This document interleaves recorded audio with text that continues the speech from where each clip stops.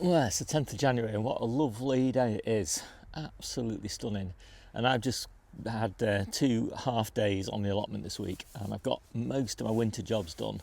A few little bits and pieces still to do, but most of the plot's tidied up and I've got a lot of planting done this week. And I'm just feeling really good about the allotment this year. So I'm going to take you around, give you a quick tour, everything that's going on.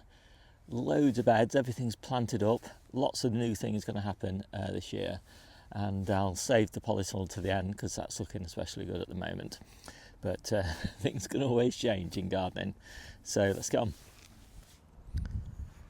So as I said, I'm quite pleased with the way the plot's looking. I'm planning to repave this with bigger paving slabs, raise it up a little bit because it tends to flood in winter, but at the moment it's been pretty dry. Got my garlic in here, it's just starting to come through, and colettes here. I've been picking a lot, love colettes. I think they're at the best really between now and probably sort of mid-March or something like that. So I've got quite a few to get through, just enough probably. Just cleared this bed of cabbages. Still got a few Brussels, not very many unfortunately. Just enough really to get me to the end of January, but the ones that are left are still looking quite nice, so I can't really complain. I did plant these very late, as I've said on many videos, and I've kind of regretted it. Leeks are doing okay though. Got all these little trees all down here now, and really excited for these apples and pears. So I need to get on and get these gooseberries pruned, but I'm kind of well on. I've got plenty of time really to get that done, and I do want to get all these paths re-wood chipped. So down here I've got the spring carrot bed, some good sized carrots in here, and a few little lettuces and things like that interplanted into there, and that's the winter carrot bed. I want to get that cleared by the end of this month and replanted with lettuce. I've got quite a lot of lettuce to put in, and the red cabbages are just about holding on. A little bit of rot on some of the outer leaves, so I can't leave them too long, but I do want to get some of them harvested anyway because I want to get some of these beds again replanted with lettuce down there. The beetroot is looking really lovely. I'm so pleased with all of that, and lots of lovely leaf growth on it as well. I always cut the foliage off in sort of late October, November time, and it kind of regrows, and the new leaf growth is always really prolific and really lovely. And then these beds are ready for replanting now, so just got a little bit, straggly little bits of spinach left over. I think I'm going to put cauliflowers in here, and I think I'm going to put beetroot in here, so my early beetroot crop. I think it's going to do pretty well in here, and I think it'll have done most of its growing before all of these raspberries block out the light. The mini greenhouse is absolutely full of hanging baskets, kind of warming up a little bit before they get replanted with new strawberries. Saved bags of last year's and the previous year's strulch and halos and things like that, but it's going to be my melon house this year, so we'll see how that goes. And then this is my March lettuce bed, and it's looking absolutely top notch at the moment. I'm quite slightly nervous about it because they are a little bit further on than my March lettuces normally are. They almost look like they'll be ready for harvest in February, which would be a bit too early, so I need to get a move on with a succession planting. And then this is one of the jobs I did this week. I cut all the tops off this strawberry bed. You can just see the strawberries here. These are the perpetual ones, or the ever-bearing ones, Mara de Bois, and give them a good mulch of wood chip, and I do that every year.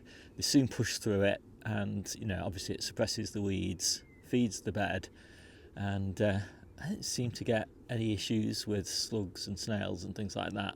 No, well, you always get the odd issue with slugs and snails with strawberries, but not too bad. So over here, I've got carrots, and this is one of my many experiments this year, is overwintering the carrots in the ground rather than in containers in the polytunnel. So it's a bit of a risk that I'm taking, but so far they're looking really great. This is exactly the size I want them, really tiny, so that they think they're in their first year rather than the second year. If they're in the second year, obviously they're going to go to seed on me. So keeping them small, which means cold, obviously low light levels, but healthy is the kind of key, and they should go really burst into life about mid-February when it warms up a little bit and light levels increase a little bit, and then I should be harvesting them in May. And as you can see, I've got my elephant garlics interplanted in here, and once I've harvested the strawberries, which should be the strawberries, what am I on about?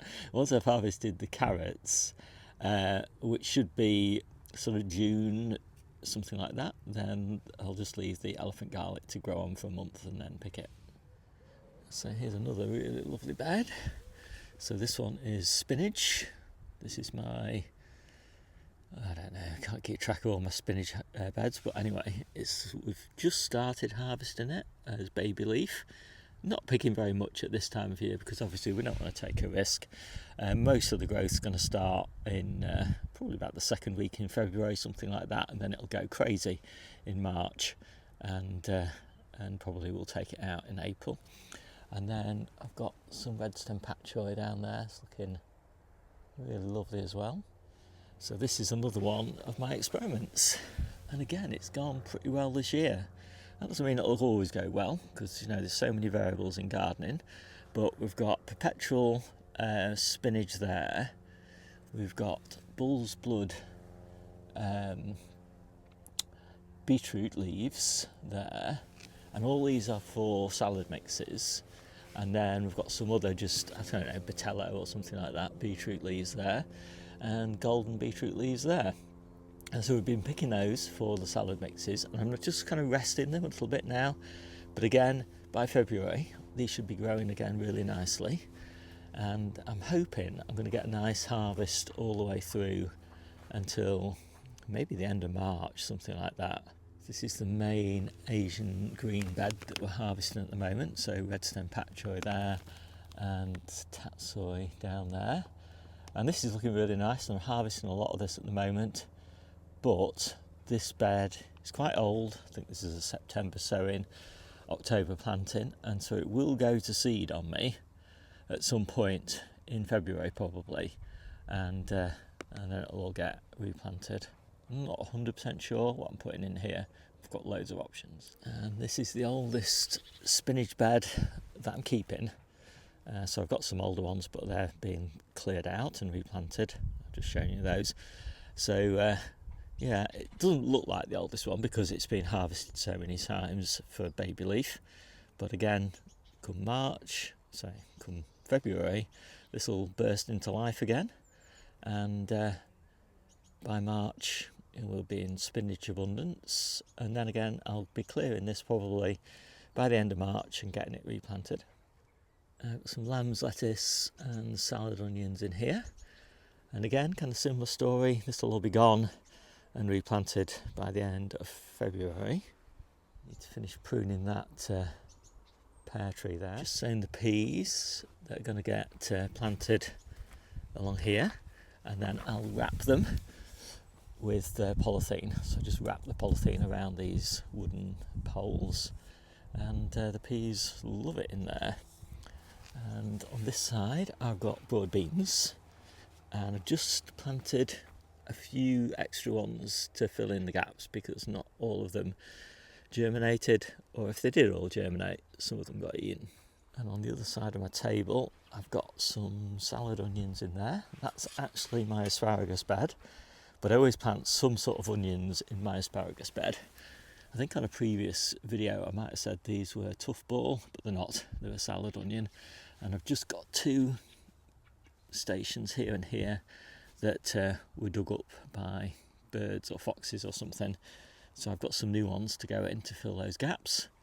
But yeah, this should work really nicely because the asparagus just pushes up in between the onions, and the onions are harvested long before they get in the way of the asparagus growing on.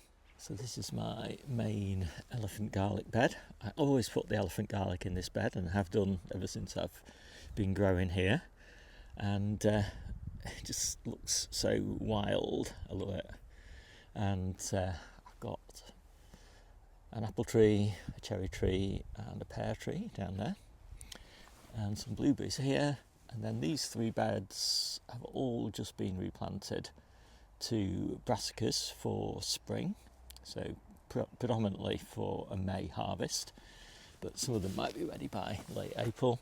So I've got some caraflex cabbages sown in September, some Romanesco cauliflowers sown in September, will have all been sown in September.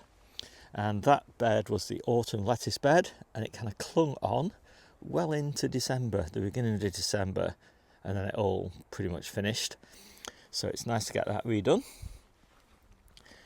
I've got that bed, which is red cabbages, red drumhead, red ladero. The red ladero is the clubroot resistant one, so that's the one we harvest last. And should be picking these hopefully in June, picking those in July, and then our main crop, red cabbages, should be ready, and we'll have savoys as well by then. So interplanted into spinach and Asian greens, and then down here I've got more spring cabbages. They're all looking really ropey at the moment. As you can see, they kind of ran out of feed in the pots. But I don't mind, they'll soon spring to life in February, and they should be looking really good. And then those are cauliflowers down there. This is my most sheltered outdoor spot, so I've moved all my hanging basket strawberries down here. They get a little bit of protection from too much rain because that's a gutter there above them, and this is facing north here, so they get protection from the north and the westerly winds, and so hopefully that'll let them just give them a bit of protection basically. So let me just show you a few of the tidy up things I've done. So I've tidied all this area up. This was New Zealand spinach and ochre. I tidied up all my strawberries, pruned the gooseberries, tidied up all my storage areas. So there's always so many things going on in my videos. I do like to sort of take a break and recommend that you subscribe to my newsletter. You can find it at steverichards.substack.com, and it breaks everything down into nice digestible weekly chunks. So it's nothing's overwhelming.